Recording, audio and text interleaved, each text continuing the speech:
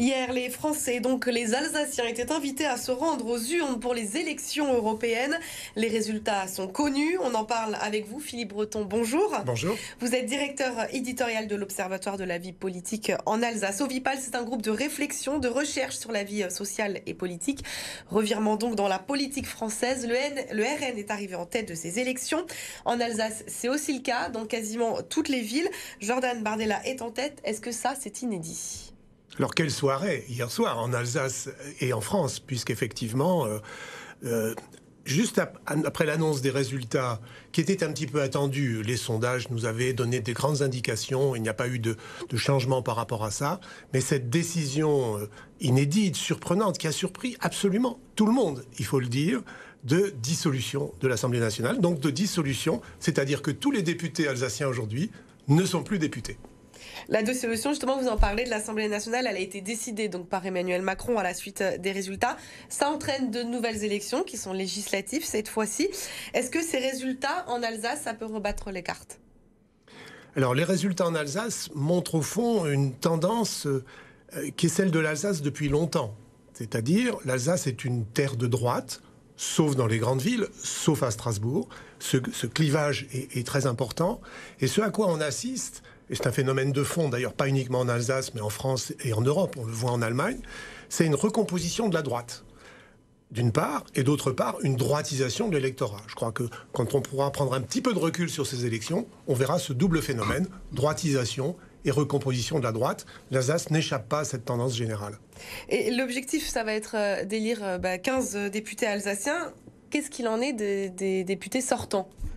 Alors, un certain nombre de députés sortants aujourd'hui ne doivent pas se sentir tout à fait tranquilles, puisqu'effectivement les résultats vont rebattre les cartes.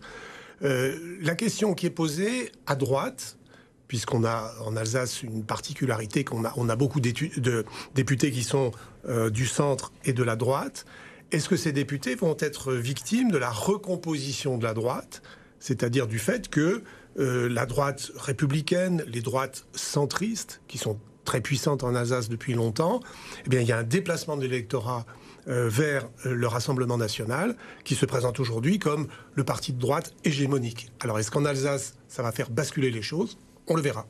Et justement, puisque là, on parlait du Rassemblement national, il n'y a pas de grosse tête connue en Alsace. Comment ça se fait qu'il n'y ait jamais eu aucun leader RN chez nous ? Alors, le Rassemblement national est... Avant lui, le Front National, c'est ce que j'appellerais un colosse au pied d'argile, c'est-à-dire une masse électorale très, très importante. Et l'Alsace a été une des premières régions à donner un poids électoral très important au Rassemblement national. Il faut remonter aux années 90, où c'est en Alsace que le Rassemblement national, le Front National à l'époque, a fait une percée. Mais c'est un colosse au pied d'argile parce que cette masse électorale ne correspond pas à un réseau militant, à un réseau d'élus, à un réseau de conseillers municipaux ou de conseillers régionaux très important. Donc c'est un parti qui manque, pour des raisons sociologiques qu'on pourrait expliquer, c'est un parti qui manque de cadre, qui manque d'une véritable implantation qui seul permet d'avoir, à part les relais locaux, d'avoir des députés. Mais comment vous l'expliquez ça justement ? Parce qu'en plus c'est un peu paradoxal, on a une période où les réseaux sociaux sont extrêmement présents et pourtant il n'y a pas de figure politique du côté du RN. Oui, c'est lié. Alors, il y a un facteur sociologique qui est que pendant très longtemps, ça va peut-être changer, mais pendant très longtemps, dire qu'on était proche du Rassemblement national ou qu'on était militant du Rassemblement national, ça vous écartait de la vie politique. Il y a eu un ostracisme objectif vis-à-vis des militants, des adhérents du Rassemblement national, qui fait que ce parti a eu très peu d'implantation, je dirais, dans la fonction publique, dans l'enseignement, dans la fonction publique territoriale. Et ça, sur le plan sociologique, ça fait que ce parti a, encore une fois, une difficulté d'implantation sur le plan local. Vous parlez tout à l'heure d'un clivage entre les campagnes et les grosses villes. Ce qu'on disait, Strasbourg et Mulhouse, la France insoumise est arrivée en tête. Comment vous expliquez cette fracture avec le reste de l'Alsace ? Alors c'est une fracture historique, on pourrait remonter à très longtemps, on n'a pas le temps, mais on pourrait remonter à très longtemps dans l'histoire. Dans le temps, Strasbourg dominait un petit peu les campagnes, et puis les campagnes se sont un petit peu autonomisées par rapport à Strasbourg avec la modernisation du pays. Donc il y a une longue tradition de clivage Alors, c'est pas uniquement en Alsace, mais en Alsace, il y a peut-être une force particulière de ce clivage entre les grandes villes qui sont plus cosmopolites, notamment Strasbourg, où c'est une ville avec beaucoup d'étudiants, avec beaucoup de fonctionnaires internationaux, européens. Strasbourg est une ville très, très cosmopolite, qui a éloigné son public populaire, qui l'a déplacé vers les campagnes. Donc ce clivage, il est très fort. Il est visible sur toute une série d'aspects sur le plan sociologique. On l'a vu au moment de la crise des Gilets jaunes. On le voit sur le plan électoral. C'est très net. Il y a un décalage extrêmement important entre les différents bureaux de vote de Strasbourg et ce qui peut se passer dans ce qu'on appelle le périurbain ou les zones rurales, par exemple en montagne, qui très tôt ont voté d'ailleurs Rassemblement national, là où aujourd'hui, une ville comme Strasbourg, on le voit au résultat d'hier soir, glisse de plus en plus, non seulement vers la gauche, mais vers l'extrême gauche. C'est le fait que Strasbourg soit capitale européenne, ça peut être un argument pour expliquer ça. Oui, c'est un argument pour expliquer ça. C'est une capitale qui est très très liée au tertiaire, aux professions du tertiaire, aux professions intellectuelles, à la haute fonction publique.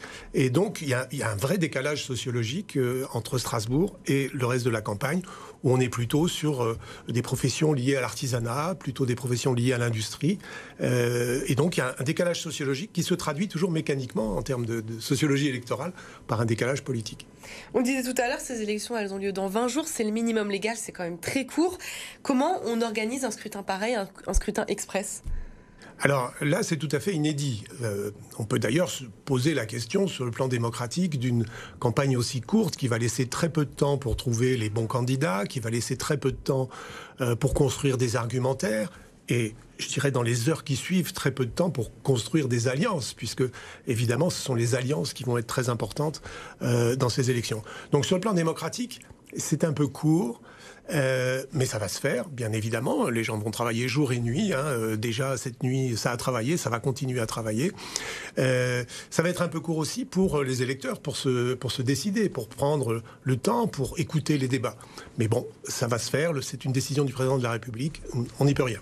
Merci beaucoup Philippe Breton. Je rappelle donc que vous êtes directeur éditorial de l'Observatoire de la vie politique en Alsace.